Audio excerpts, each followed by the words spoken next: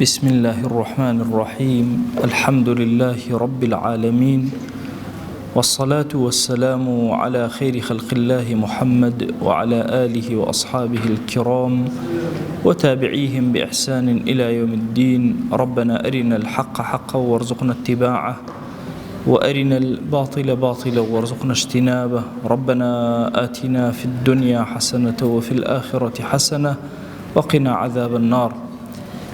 برزان وخشوستانم لخزمت كتاب نيابي مشاهد القيامة في القرآن الكريم كزاناي بيابرس سيد قطب نوسيتي وإمش قلب جيرك من لي كردوا لهندق لدرسكاني أو سود من ورقتوا لخزمتي هندق لمشهدكاني قيامتها بوين. سيد قطب رحمتي خوالي بي أفرمي جيلي يكم لأصحابي بيغمبر صلى الله عليه وآله وسلم ولشاري مكة نوێژیان نەکرد، ڕۆژویان نەکرد، زەکاتیان دەرنەکرد، حەجیشیان لەسەر نەبوو، کەچی پەروەردەیەکی وا کران جیهانیان گۆڕی. ئەفەرمێ ئەم پەروەردەیە بەهۆی ئەم ئایەتە پیرۆزانەوە، ئەم ئایەتە پیرۆزانەی باسی مەشهەدی قیامەت بەو تێگەیشتنی ئەسحاب جیلێکی نوێی قورئانی بۆ ئێمە دروست ئەکا، جیلێک کە زۆر تایبەت چۆن هاوڵانی پێغەمبەر صلی الله عليه وآله وسلم دروست بوون کە خۆشەویستمان صلی الله عليه وسلم ئەینارنە لای مەلیک و گەورەیەک زێڕ و ئاڵتون و مەلیکایەتی و ئافرەتی جوان و حەچی شت بوو پێی ئەدان لە بەرامبەرە ئەوان وەکو پۆڵایەکی زۆر قایم و کێوێکی زۆر گەورە ئەوەستان و هیچێ لەوانە تەئسیری لێ نەئەکردن. هۆکارەکەی ئەم مەشهەدی قیامەتە بوو کە هەمیشە لە خزمەتیا بوون و تێیە ئەژین لە ئایەتەکانە. مەسەلەی ژیان لەگەڵ مەشاهیدی قیامەتە عەقیدەی ئینسانی موسڵمان زۆر ثابت و دامەزراو ئەکا. لەکوێ بینیت کەسێک لە عەقیدە لایدا شڵەژە حتمەن گرفتی هەیە لەسەر مەسائیلی ڕۆژی دوایی، ئەمە تەثبیت نەبووە لە دڵیا، ئەم مەعانیە گەورانە دانەمەزراون لە دڵیا.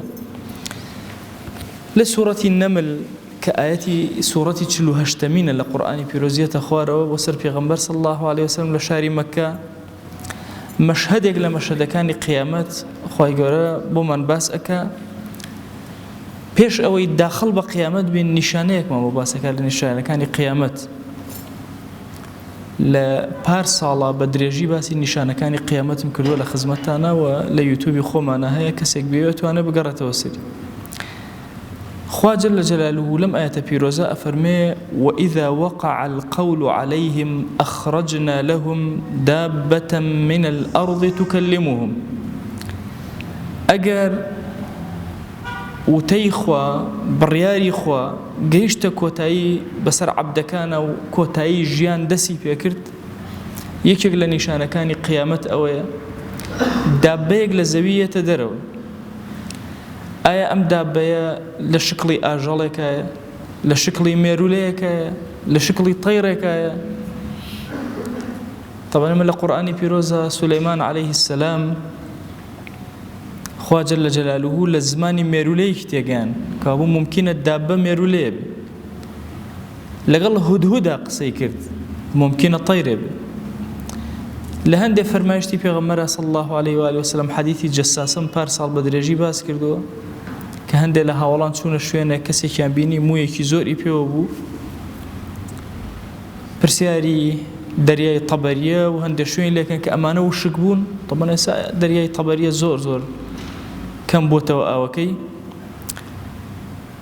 ئەفەرمێ لە دوای ئەمەوە ئیتر ئەم دابەیە لەسەر زەویەتە دەرەوە، احتمال ئاژەڵێک بێ، بەڵام ئەوەی کە قورئان تەثبیتی کردووە دابە یعنی ما يدب على الأرض، شتێکە کە بەسەر زەویە ئەڕوا. ئەفەرمێ تكلمهم قسە لەگەڵ خەڵکیە ئەکات. چۆن بە چ شێوازێک، چۆن هەموو خەڵکی ئایا خوا قودرەتێک لەو کاتە بە هەموو خەڵکی ئەدا چۆن بە سولەیمانیدا هەر هەمویان لی تێبگەن یان فعلەن بە زمانی خەڵق قسە ئەکایە و نازانین و وردەکاریەکەی معلوم نییە لامە. ئەفەرمێ چیان پێ ئەڵێ بە خەڵک؟ أن الناس كانوا بآياتنا لا يوقنون. پێیان ئەڵێ کە خەڵکی بە ئاەتەکانی ئێمە بە ئاەتەکانی خوا جەل جەلاله یەقینیان نییە، دێ ئەوە تا آياتي قرآني مەقڕوء کە ئەیخوێننەوە یەقینیان نییە ئەوە دابەیەک هاتوۆتە سەر زەوی قسە ئەکا دەی با بەمە یەقینیان هەبێ. لە دوای ئەمە ئینسان بیر کاتەوە طبعا ئەم ئایەتە پیرۆزە بە تەسەلسول باسی ڕۆژی قیامەت ناکە، ئەمە مەشهەدێکی بۆ باسکردن پێش ئەوەی ڕۆژی قیامەت یەکسەر ئەمان باتە ناو ڕۆژی قیامەت و ساحەی مەحشەرەوە ئەفەرمێ ويوم نحشر من كل أمة فوجا ممن يكذب بآياتنا فهم يوزعون. ئێمە هەموویان لە دوای ئەم ئایەتانەکەیان و وردە ڕۆژی دوایی دێت هەر هەموو ئومەتەکان ئەهێنین لە هەموو ئومەتێک فەوجێک کە خراپەکاریان کردووە گیان ئەکەینەوە لە شوێنەکە کۆیان ئەکەینەوە. فهم يوزعون کەلیمەیەکە زیاتر بۆ ئاژەڵ بەکاردێ.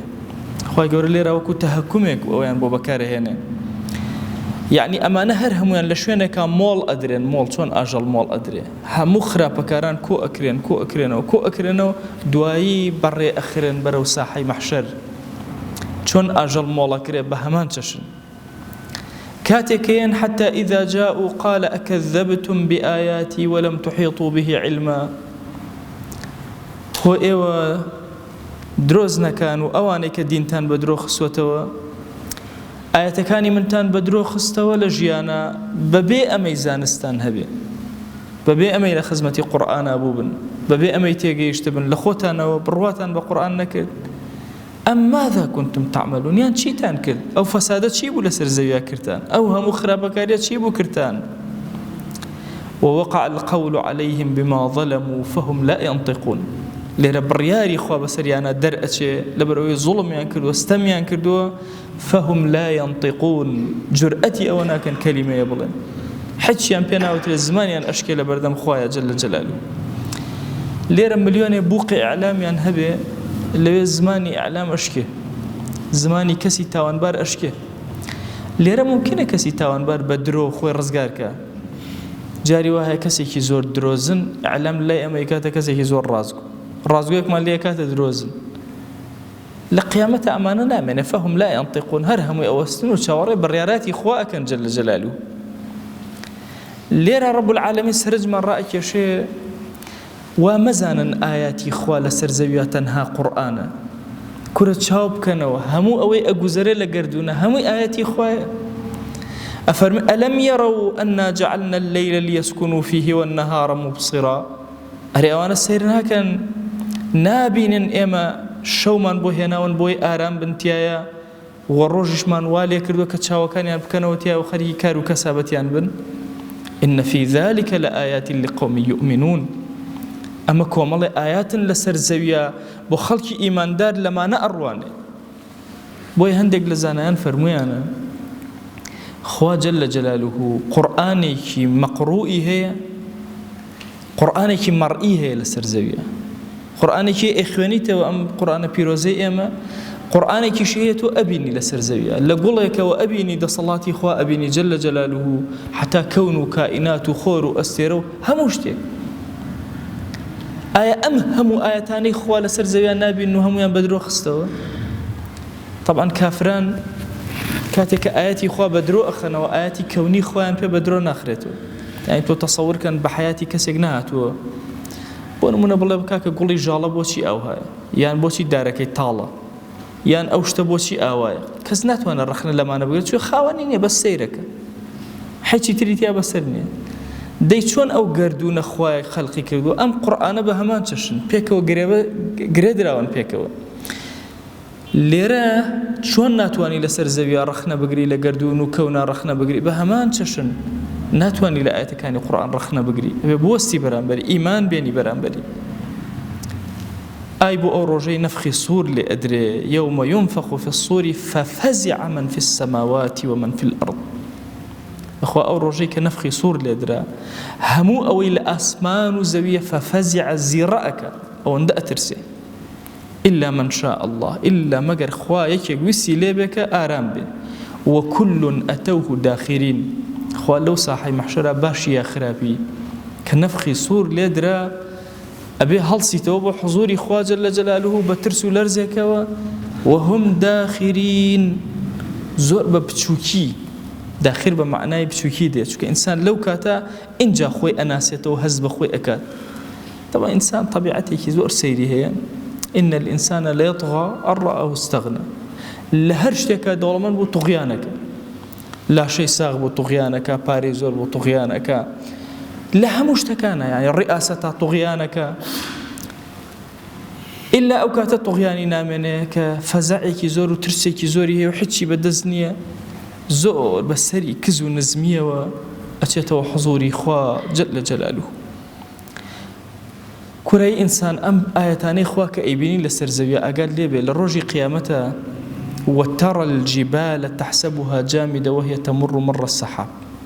ئەو کێوە زلزلانە ئەبینی هەمووی بۆتە تۆز، تۆ ئەزانی هەر کێوەکە ئەبینی کەچی تۆزە و ئەڕوا بە ئاسمانە دەنگی نامێنێ، هەمووی هەپرون بە هەپرون ئەبێ. خوایە کە خەڵقی کردووە ئەو ئەتوانێ هەپرونی کە صنع الله. هەموو ئەوەی لەسەر گەردوونە ئەیبینی لە کێوێک، لە ئەستێرە و مانگێک، لە شەو و ڕۆژێک، لە خولانەوەیەکی ناو ئینسان بە خوێنیە، بە هەناسەیە، بە هەرچی شتێکیە دەمارەکانیە، هەمووی صنعی خوایە، دروستکراوی خوایە، دەسەڵاتی خوایە. الذي أتقن كل شيء، هەمووشی بە ئیتقانەوە دروست کردووە، شتێک نییە خەلەلێکی تیابێ. ئەنی لەم گەردوونە گەوراتەوە ببینە هەرچی ئەمانەی کە بە ئاسمانەوە ئەو چاوەنوقێنەوە هەموو ئەستێرە ئەبینی، هەڵەیەک و بچووکیەک و کەمیەک لە دانێکیانە نابینی، دواکەوتن و پێشکەوتنێک نابینی، هەمووی بە یەک دەستور ئەڕوا. دە ئێم خوای کە خاوەنی هەر هەموویەتی إنه خبير بما تفعلون. بخوا خۆی دروستی کردوون گەردوون و تۆ ئەی ئینسان باش باش ئاگای لێیە کە چی ئەکەن و باش باش ئاگای لێیە کە لە گەردوونا چی ئەگوزەرێ. دە لەو ڕۆژە تۆ یا چاکەکاری یا خراپەکار. چاکەکاری من جاء بالحسنة فله خير منها. ئەگەر چاکەت کردووە چاکتر لە چاکەکەی خۆت لەوێ چاوەڕێک. خیر لە زمانی عەرەبیە ئمە شتێکمانەیە لە زمانی عەرەبیە پێوتە ئیسمی تەفضیل یا ئەفعل التەفضیل. بۆ نمونەڵێ الله ئەکبەر، یعنی خوا گەورەترە یا گەورەترینە، یان ئەڵێ فلان ئەفضل من فلان، فلان کەس باشترە لە فلان کەس، ئەم پێوتە ئیسمی تەفضیل. چەند وشەیەکمان هەیە بە تایبەتی وشەی خەیر و شەڕ لە بەرەوەی عەرەبی زۆر زۆر بەکارهێنێ، لە بەرەوەی بڵێ ئەخێر ئەڵێ خەیر. کاتی ئەفەرمێ فەلەه خەیر منها، یعنی باشتر لەوەی خۆی، چونکە هەموو حەسەنەیە کە کردوێتی احتیمالە کەمەکەی بەدەی بۆ نووسراب، چ حەوسەتی بۆ نووسراب، هەموو سەدەقەیە کە کردوتە. بۆیە ئینسانی موسڵمان زۆر دەوڵەمەندە لە ڕۆژی قیامەت. ئەو حەسەناتانەی کە کردوتی زۆر زۆرن، فەلەه خەیر منها، باشتر لەوەی خۆی پاداش وەرئەگرێتەوە و زیاتر لەوە. لەگەڵ ئەوەشا وەهم من فەزع یەومەئذ ئامنون. ئەلەو ڕۆژە کێ لەو ترس و دڵە ڕاوکێ و ناڕەحەتیە ڕزگارە؟ ئەو کەسەی کە لێرە حەسەنەی کرد، کەوابوو ئەهلی ئیمان عەوداڵانی حەسەنە و چاکن. لەکوێ چاکەیەکت دەستکەوت، لەکوێ حەسەنەیەکت دەستکەوت، دەستی بۆ بە جێبەجێکە. فرسەتی ژیانە. ممکنە ئینسان هەندێک جار هەندێک حەسەنات هەیە یەک جار لە ژیانە بێتە ڕێی، جاری دووهەم نایەتەوە. یەک جار لەو ئەچێ لە ژیان تا ئەم کەسە خوای گەورە حاجەی خسبێتە تۆ، جاری دووەم حاجەی ناکەوێتەوە تۆ لەسەر زەویە. یەک جار خوای گەورە دەرفەتت ئەدا عومرەیەک بکەی، جاری دووەم بۆت ناکرێتەوە. یەک جار سەیرەکەی لە شەوێکە دڵت زیندوو و نوێژێکی دڵ ئەکەی. کاتێکە نەخۆشی دوعا ئەکەی بۆ شیفا، لەوە چێ یەک جار لە عومرتا دوعاش بۆ شیفای خۆت کەی، جاری دووەم نەخۆش نەکەویتەوە. بۆی ئینسان حەسەنەکانی سەر زەوی، مرواریەکانی سەر زەوی کە بڵاو بوونەتەوە، ئەبێت لەکوێ دەستی کەوت فریاکە. لەوە چێ ئیماندارێک ئەبینی کە غەمبارە دڵخۆشی ئەکەی، یەک جار لە ژیانە ئەمەد بۆ ڕێک. بۆی ئینسانی موسڵمان لە حەسەنە و چاکەکانە چۆن هەوا بڵاو ئەبێتەوە، ئەبێ ئاوا ئەعمالی خۆی بڵاو کاتەوە، نازانێت کامیانی لەگیرە ئەبێ و لەکوێ ڕزگار ئەبێ. مهم بەم حەسەنانە تۆ لە ڕۆژی قیامەتە، لە ترسی ڕۆژی قیامەت تۆ پارێزراوە. بەم حەسەنە و چاکانەی کە ئەیکەی تۆ باشتر وەرئەگریتەوە، ئەوەی خۆت وەرناگریتەوە، زیاتر وەرئەگریتەوە. هەر حەسەنەیەک حەسەنە لە شەریعەتە زۆر گەورەیە. یعنی ئەم شەریعەتەی ئێمە دانشۆردنێکی بۆ باس کردوین، دەوڵەت و حکم و نظام و دەسەڵات و بردن بەڕێوەی جیهانیشی بۆ باس کردوین. يعني صدقيك أفرمي كسيك بس بيكني زردخنيه كبرابر بمسلمان لكاتي السلام وتوقيك أما رب العالمين سبحان الله بصدق أبوي أنوسي وأو أجر حسنة قوري لبرابر يا باداشتي أداته وزوري تر هند جار همك غمي بدلتاتي أبر سبحان الله أبيت أجر حسنة بوت أم أين بيروزا بكسي إيمان دار بر الخيرة وإنسان مسلمان بياني كرده وهتا إيوار شوي كرده وكأخوي خوكي بنيتي كباش وأخوي بأجر بوي أنوسر همو حياتي لنوع عبادته وحسناته أي أجر أمي هل نبجادو أمر رباز الشيريني هل نبجادو لسر ربازي جهالت بو أفرمي ومن جاء بالسيئة فكبت وجوههم في النار أو أنا شيء كسيئان هنا وخراب كاريان هنا وبصر دمو تشاوا هل أدري أنه أجر والرأيك الشنبر وأجر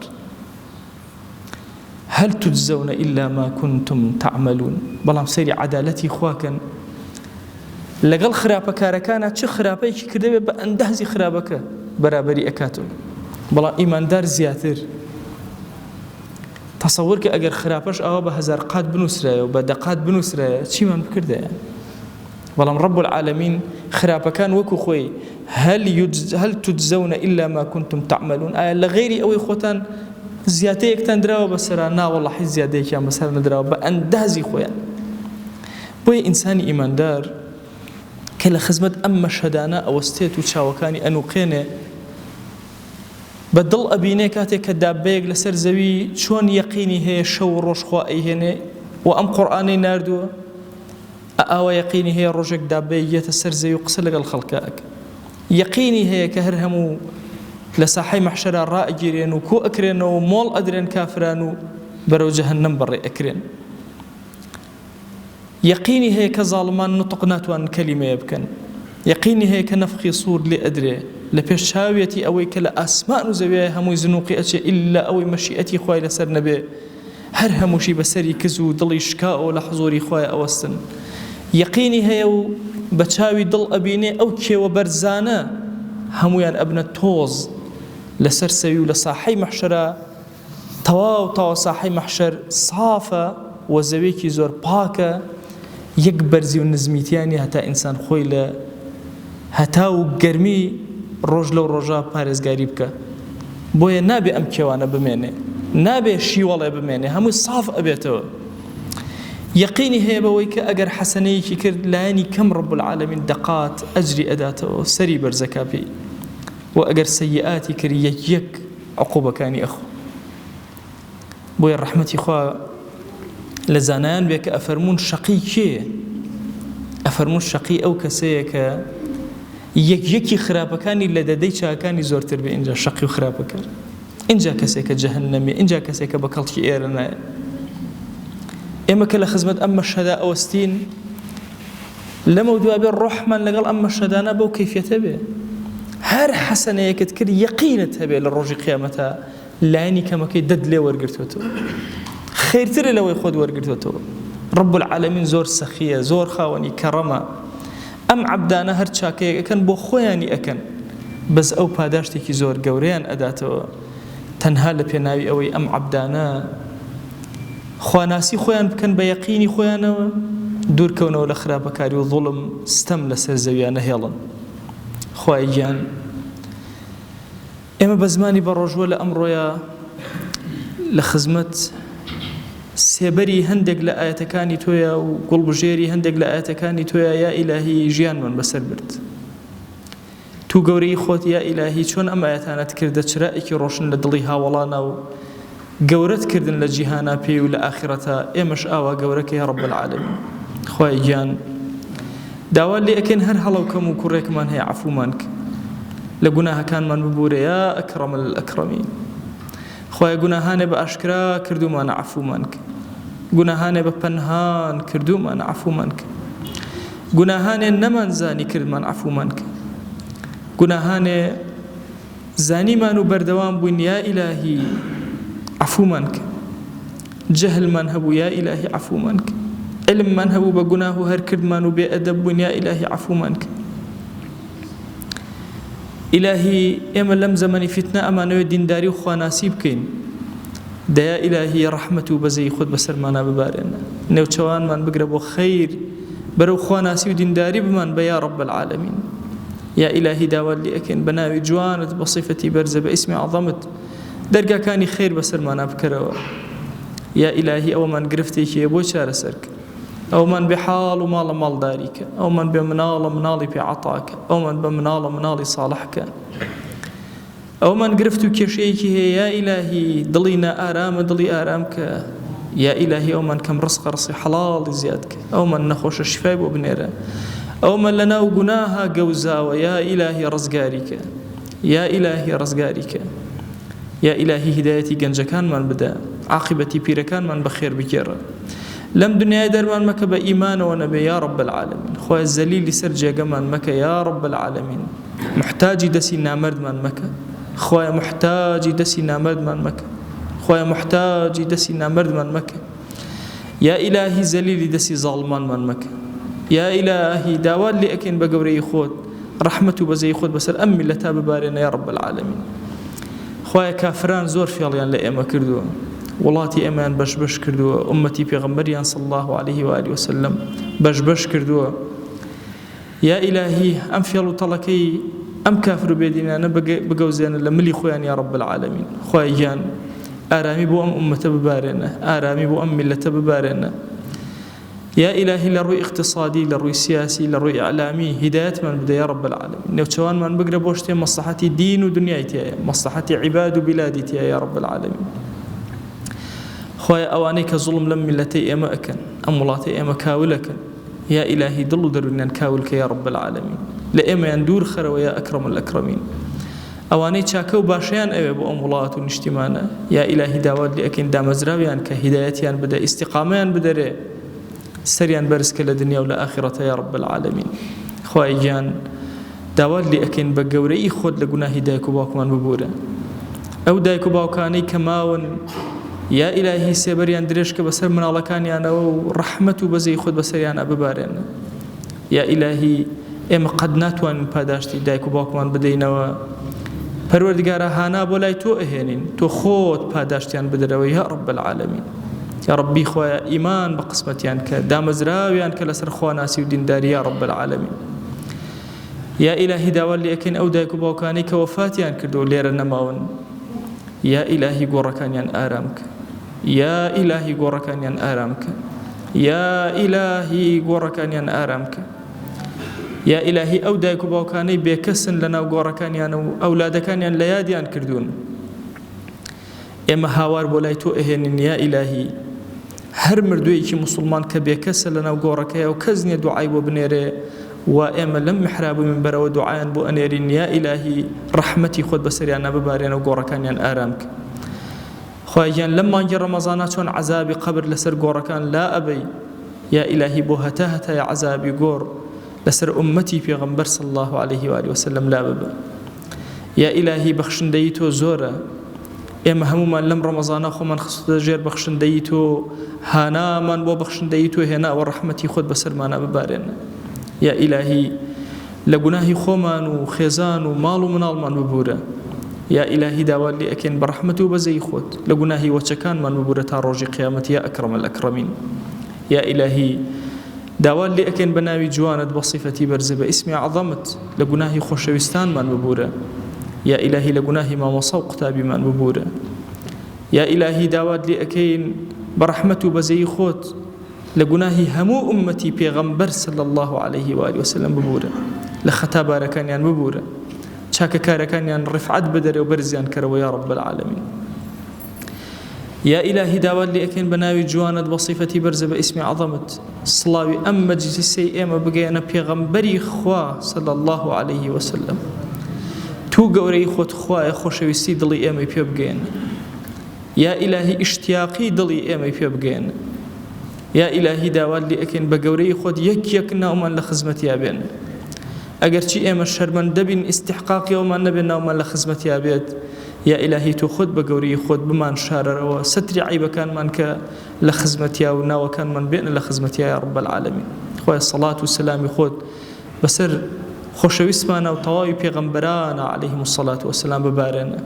خوای گیان ڕزوانی خۆت بەسەر هاوڵانە ببارێنە ڕەحمەتی خۆت بەسەر ئەولیا و پیاوچاکان و عولەما و زانایان و دانایانی ئەم ئومەتە ببارێنە یا ئیلاهی داوات لێ ئەەکەین بە ڕەحمەت و کەڕەمی خۆت مسلمانانێکی زۆر داوای دوعای خێرمان لێ ئەکەن یا ئیلاهی بەخوا ئێمە شەرمەندەین یا ئیلاهی لە حوزوری تۆیە دوعاکانیان بەرزەکەینەوە تۆ خۆت هەرچی ئەیانەوە پێیان عەتاکە یا رب العالمین یا ئیلاهی تۆ لێمان ڕازی بە یا رب العالمین ئیتر باکمان بە هیچ شتێک نییە یا ئیلاهی لێمان ڕازی بە یا ئیلاهی لێمان ڕازی بە یا ئیلاهی لێمان ڕازی بە یا ئیلاهی ئەم دوعایانەمان قبوڵکە یا ئیلاهی ئەم دوعایانەمان قبوڵکە بەمووی سپی ئەم ڕیسپیانە هاوارد لێ ئەەکەین دوعاکانمان قبوڵکە بە تەوبەی جوانی ئەم گەنجانە هاوارد لێ ئەەکەین دوعاکانمان قبوڵکە بە بێگوناهی ئەم مناڵانەی لەگەڵمانن یا ئیلاهی دوعاکانمان گیرا بکە یا ئیلاهی ئەهلی کەڕەم تەقە لە دەرگایان بدرێ دەرگا لە کەسدا ناخەن و ئێمەش تەقە لە دەرگانەی تۆ ئەدەین یا ئیلاهی بەدڵ تەقە لە دەرگاکەت ئەدەین ڕەحمەتی خۆت بەسەرمانە ببارێنەوە دوعاکانمان گیرا بکە هەموو دوعایەک لەم ڕەمەزاناکە ئیکەین لێمان وەرگرە چاکەکانی دنیامان پێ عەتاکە چاکەکانی ئاخیرەتمان پێ عەتاکە لەم دنیا سەرمان بەرزکە لەو دنیا سەرمان بەرزکە يا إلهي داوال لأكين دعاء كان من جرابك آمين آمين والحمد لله رب العالمين وصلى الله على سيدنا محمد وعلى آله وصحبه وسلم تسليما كثيرا أبدا إلى يوم الدين خواهي قول لقناهي من الشيء وجبوري وخالي من قبولك